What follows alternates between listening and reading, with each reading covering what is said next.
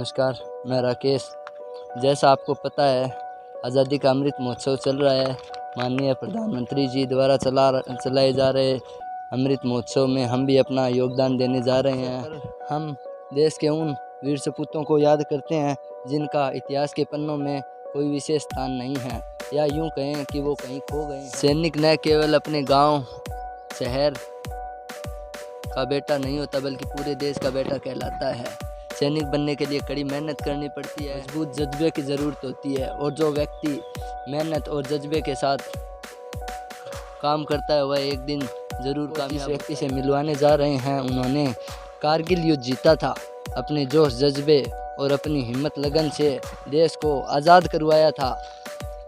जिस जगह पाकिस्तान ने कब्ज़ा कर रखा था, 3 महीने की कड़ी मशक्क़त की लड़ाई के बाद उन्होंने अपने देश को, उस जगह को, अपने देश का तिरंगा फहराया था।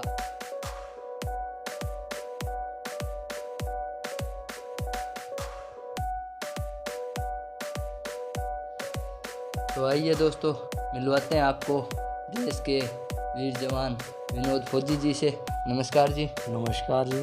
कैसे आप? बहुत बढ़िया। हाँ तो जी, आप हमारे दर्शकों को बताइए, आपने पढ़ाई कहाँ से की है? स्कूली शिक्षा मैंने अपने गांव आदर्श गांव चूली बागड़ियान से की है 10वीं तक, और उसके बाद में FGM गवर्नमेंट कॉलेज मंडी उधमपुर में मैं जब भर्ती हुआ उस टाइम में BA सेकंड में था, और उसी टाइम मैं भर्ती हो गया। और भर्ती के दौरान, आर्मी ज्वाइन करने के दौरान ही मैंने BA सेकंड की शिक्षा प्राप्त की। उसके बाद में मुझे आगे मौका नहीं मिला पढ़ने का। तो फौजी साहब, आप कैसे भर्ती हुए थे? मैं भर्ती अपने हिसार BRO से हुआ था जी। तो आपकी फ़र्स्ट ट्रेनिंग कहाँ हुई थी? फर्स्ट ट्रेनिंग में हिसार BRO से मध्य प्रदेश जबलपुर गया। वहाँ ट्रेनिंग सेंटर है ग्रेनेडियर्स का। वहाँ मैंने 9 महीने की ट्रेनिंग प्राप्त की। उसके बाद में मैं पोस्टिंग आ गया। पहली जगह पहुँचा मैं श्री गंगानगर, जो राजस्थान में पड़ता है। वहाँ रहा तकरीबन 1.5-2 साल। उसके बाद में मैं श्रीनगर गया। श्रीनगर में जाने के बाद में मैं छुट्टी आया। छुट्टी आने के दौरान तुरंत बाद कारगिल 99 की लड़ाई लगी। उसके बाद मैं लड़ाई में सम्मिलित हो गया। अच्छा, तो फौजी साहब बताइए, आप घर पे थे जब कारगिल शुरू हुआ तब? मैं जब छुट्टी आया था उस टाइम कारगिल की लड़ाई नहीं लगी थी, लेकिन मैं यहाँ से जब रवाना हो गया, मेरे को श्रीनगर और आगे पंचगांव पहुँचने में तकरीबन 8-10 दिन लग जाते हैं। ट्रांजिट कैंपों के अंदर रुकना पड़ता है क्लाइमेट के द्वारा। तो उसी दौरान जब मैं श्रीनगर में पहुँचा यहाँ से 4 दिन बाद, तो उस टाइम सिलसिला शुरू हुआ था कि कुछ उग्रवादी आए हुए हैं। तब तक लड़ाई का कोई ये पूरा कन्फर्म नहीं था कि लड़ाई पाकिस्तान के साथ लगी हुई है। हाँ जी। तो जब युद्ध शुरू हुआ उस टाइम आप कहाँ थे और आपको कहाँ से बुलाया गया? युद्ध शुरू हुआ तब मैं पंचगांव में 5 सेक्टर RR के अंडर हमारा बेस था, मैं वहाँ पे था। वहाँ से सीधा ही हमारे को तोलोलिंग की पहाड़ी के ऊपर जाने के लिए आदेश मिला, और हम वहाँ सीधा ही लड़ाई को ज्वाइन किया। हाँ तो फौजी साहब, लड़ाई कितने समय तक चली थी? लड़ाई लगभग 3 महीने की चली है। तो उसमें आपके कोई साथी दोस्त करीबी हो जो? हाँ, 4 लड़ाई लगी है उस टाइम के। हमारे नज़दीक का एक बंदा था, फतेहाबाद का, डानी डुल्ट का मनोहर लाल, जो हमारा साथी था, और हमारे देखते देखते वीर गति को प्राप्त हुआ। उसके बाद में हम नीचे आए हैं। उसके बाद दोबारा फिर हमारे को टाइगर चोटी का आदेश मिला, और हम वहाँ पर चढ़ाई करी है। और तकरीबन 72 घंटे लगातार फायरिंग करने के दौरान उस चोटी को काबू में पाया, और सुरक्षित उसके ऊपर टाइगर का झंडा लहराया। वो तारीख थी 4 जुलाई 1999। उसी दौरान हमारी पलटन को एक बहुत ही बड़ा सम्मान मिला। एक हमारे साथी को परमवीर चक्र मिला। परमवीर चक्र मिलने के दौरान उसको वहाँ पे सम्मानित किया गया, और पलटन को उपाधि दी गई। पहले तो हमारी पलटन का नाम था 18 ग्रेनेडियर। उसके बाद हमारी पलटन को उपाधि दी गई 18 ग्रेनेडियर टाइगर हिल PVC पलटन से सम्मानित किया गया आर्मी हेडक्वार्टर के द्वारा। उसके बाद हम नीचे बेस में आ गए। हमारे थल सेना अध्यक्ष वेद प्रकाश मलिक आए और हमारा हौसला बढ़ाया और हमारे से मुलाकात की। उसी दौरान हमारे को इस उपलब्धि के दौरान, इतनी बड़ी उपलब्धि प्राप्त करने के दौरान हमारे को विदेश भेजा गया, जो कि दक्षिण अफ्रीका में सिएरा जगह, वहाँ पर हम गए तकरीबन 6 महीने। वहाँ भी हमने लड़ाई लड़ी और उसी दौरान उस देश के वापस आने के बाद में हमारे को ये जो सामने आपने रखा हुआ है मोमेंटो, ये उसी देश का है, इसमें पूरा नक्शा बनाया हुआ है, ये उससे हमारे को सम्मानित किया गया। फिर हम दिल्ली पहुँचे, दिल्ली से फिर हम वापसी फिरोजपुर गए हैं, फिरोजपुर से फिर हम आसाम में गए हैं, जो कि लेह लद्दाख की पहाड़ियाँ पड़ती है, गुवाहाटी से ऊपर पड़ता है टेंगा जगह। वहाँ से आने के बाद में फिर हम दोबारा सांबा सेक्टर में गए, जो कि जम्मू में पड़ता है। वहाँ रहने के बाद में फिर हमारे को श्रीनगर करालपुरा, जो पाकिस्तान का लास्ट एंड बॉर्डर है, वहाँ पे ड्यूटी मिली, वहाँ पे किया। उसी दौरान मैं वहाँ से सेवानिवृत्त हुआ और उसी दौरान सेवानिवृत्त के दौरान मेरे को पलटन के द्वारा इस मोमेंटो जो आपके सामने रखा है, इससे सम्मानित किया गया। और मैं वापसी मेरे जो जन्मभूमि जो फौज की हमारी थी, सेंटर जबलपुर मध्य प्रदेश में, वहाँ पहुँचा और वहाँ तकरीबन 1 महीना 2-4 दिन गुजारने के बाद और खुशी खुशी पूरा अपना हिसाब किताब करवा कर सेना ने हमारे को जो देना था दिया और मैं मेरे परिवार में मेरे गांव आदर्श गांव चुली बागड़े में पहुंचा और तब से मैं यहाँ पर हूँ। बहुत ही खुशी से रह रहा हूँ और मज़े बढ़ रहे हैं। तो फौजी साहब बताइए, जब युद्ध चल रहा था तो उस समय आपकी घर पे कैसे बात होती थी? जब युद्ध चल रहा था तो उस टाइम देखो घर भर की याद नहीं आती है, क्योंकि उस टाइम वहीं पे दिल लग जाता है और वहीं मन पड़ा रहता है पूरा। लेकिन उस दौरान 99 के अंदर ऐसे जो भी आपके पास फ़ोन चल रहे हैं और हैं, सब कुछ सुविधा होती थी। पहाड़ी इलाका होने की वजह से ये संपर्क नहीं था, ये सुविधा नहीं थी उस टाइम।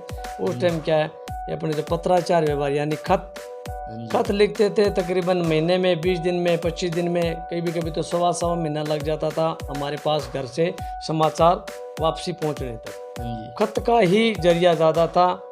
लड़ाई में एक बार हुआ था, थोड़ा सा मौका मिला था, हमारे ब्रिगेडियर साहब आए थे, जो कि एक फ़ोन चलता है, 1 वे होता है, जो सैटेलाइट के थ्रू था। उसमें कुछ सेकंड मान लो थोड़ा सा टाइम थोड़ा सबको दिया गया। तब हमारे गांव में फ़ोन भी नहीं था, तो दूसरे गांव में जाकर, यानी मेरे नज़दीक खावड़ा कला पड़ता है, जो पंचायत के थ्रू लगता था, सैटेलाइट वाला फ़ोन था। उसके द्वारा थोड़ी सी मम्मी से बात हुई थी, राजी खुशी पूछा गया था, क्योंकि वो 1 वे था। गांव में मम्मी में जो अनपढ़ है जानते नहीं, क्योंकि 1 वे का मतलब होता है कि एक बार मैं बोलता हूँ, फिर मेरी बात पूरी सुनने के बाद में उधर से रिप्लाई जाए तो उसको मैं सुनूँ, ऐसे करके थोड़ा सा टाइम मिला था। 1 या 2 बार ये मेरी बातचीत हुई थी बस।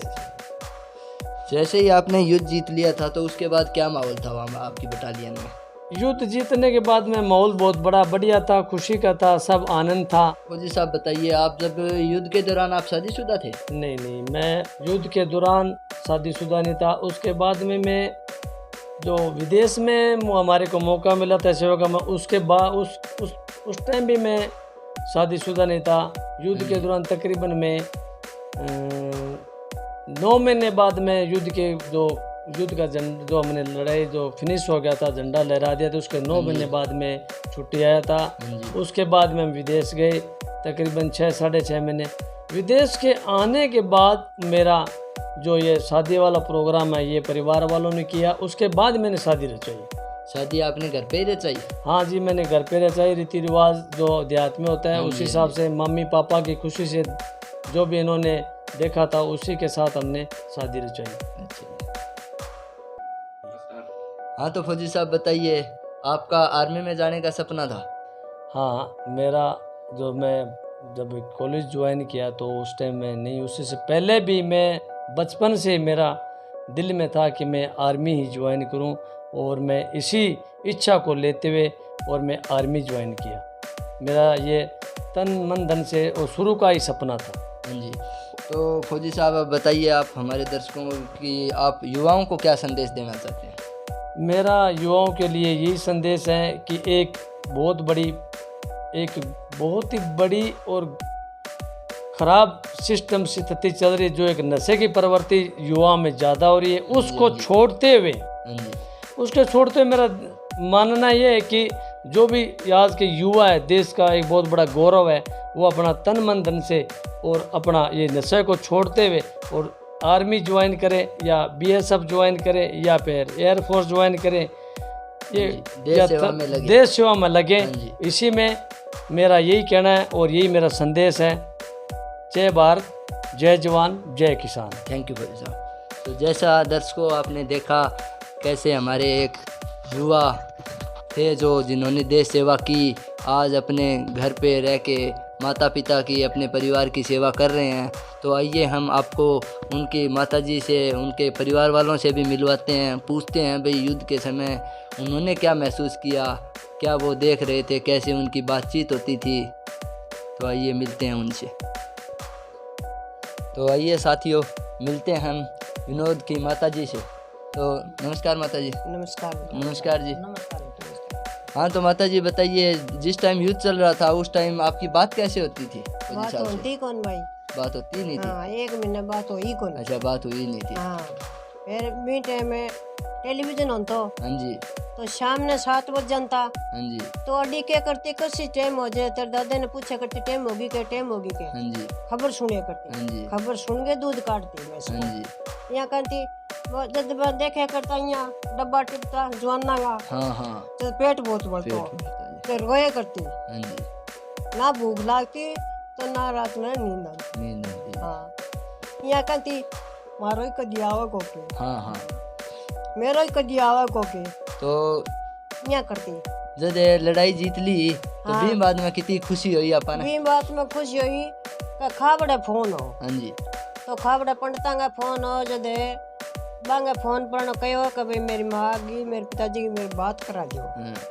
तो खाबड़े गया चला गया। हाँ जी। तो खाबड़े यूं बात करी जब जी टिकलो भाई यहाँ है तो सही, हाँ जी। कौन है तो सही। तो फिर युद्ध जीत जद घर आ गया, हाँ, जद की तो खुशी जब हुई। तो खुशी हुई भाई। खुशी हुई। हाँ, बहुत राजी हुई जब तो हाथ फेरे यहाँ हाँ भाई बहुत अच्छो बेटा आ हाँ गया। जी। आटे खाबड़े को छोरो आ गयो, एक जवान शहीद हो गयो, बिन ले गए।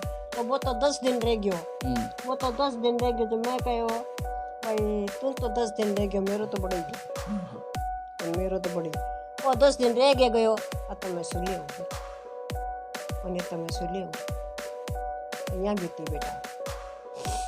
माता जी आपका बहुत बहुत धन्यवाद। ठीक है। ठीक है जी। तो देखिए दोस्तों, एक कैसे एक वीर की माँ ने अपने देश का बेटा वहाँ सेना पर अपने जिगर के टुकड़े को निकाल कर सेना पर भेज दिया युद्ध के लिए। युद्ध के दौरान उनकी क्या स्थिति रही होगी, क्योंकि उस समय न मोबाइल फ़ोन होते थे, न कुछ और, न बात हो पाती थी। फिर भी इन्होंने हिम्मत नहीं हारी और अपने बेटे की हौसला अफजाई के लिए घर पे पूजा भी करते थे और उनके लिए खड़े रहते थे हर समय तैयार। तो देखिए, जब भी हम कारगिल 1999 का जिक्र करते हैं तो विनोद जी का सीना गर्व से फूल जाता है, क्योंकि वो उस समय फ़ौज का हिस्सा थे। उन्होंने युद्ध लड़ा था, देश के सम्मान में उन्होंने सहयोग किया था। तो इस वीडियो में आज इतना ही। धन्यवाद।